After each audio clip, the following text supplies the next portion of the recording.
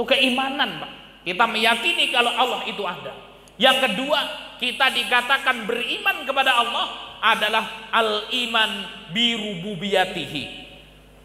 Kita mengimani ya dengan rububiyah Allah.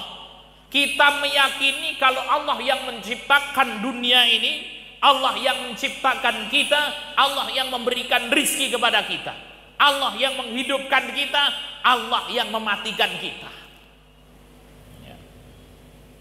Ini iman kepada rububiyah Allah.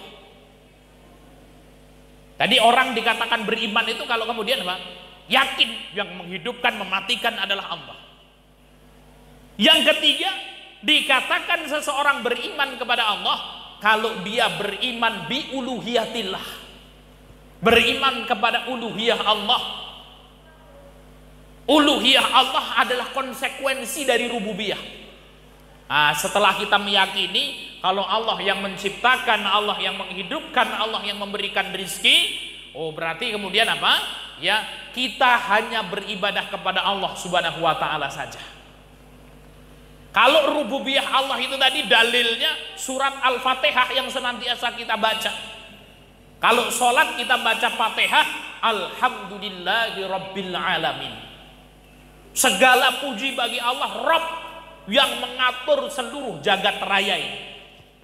Jadi Bapak Ibu yang dimuliakan Allah, ketika kita mengucapkan alhamdulillahi rabbil alamin, ketika itu kita meyakini bahwasanya Allah yang menciptakan kita, Allah yang mengatur seluruh jagat raya. Kemudian ketika kita mengucapkan iyyaka na'budu wa iyyaka nasta'in, hanya kepadamu-lah ya Allah aku menyembah, dan hanya kepadamu-lah ya Allah aku memohon pertolongan. Nah, ini konsekuensi dari rububiyah tadi. Setelah kita meyakini Allah yang menciptakan, berarti kalau ngibadah itu ya hanya untuk Allah saja, tidak boleh untuk yang lainnya. Dan yang keempat, dikatakan seseorang beriman kepada Allah kalau beriman dengan asma dan sifat Allah Subhanahu wa taala. Maka kalau baca Fatihah itu kita membaca Bismillahirrahmanirrahim dengan menyebut nama Allah Subhanahu wa taala yang Maha Pengasih dan Maha Penyayang. Jadi kita meyakini kalau Allah Maha Pengasih, kita meyakini kalau Allah Maha Penyayang. Ini namanya apa? Ya, beriman kepada asma dan sifat Allah. Jadi ini Bapak Ibu yang dimuliakan Allah Subhanahu wa taala, seseorang dikatakan beriman kepada Allah kalau di dalam hatinya mengimani 4 hal.